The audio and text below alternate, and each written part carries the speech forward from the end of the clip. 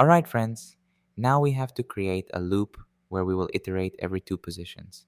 Essentially, we're going to go two by two. So how do we do it? Look, we already have a predefined for loop here that starts from 0. It goes up to the length of the array, and it adds 1 each time an iteration ends. But then, how do we make it add 2? It's as simple as changing this number to 2, and that's it. Look, when I execute it now, what it prints is different. If I put in 3 here, for instance, it's going to be different as well.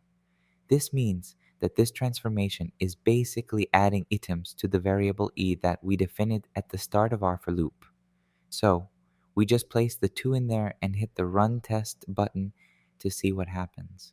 A simple transformation, but one that will help you understand how this third argument of the for loop works. Perfect. Let's move on to the next exercise.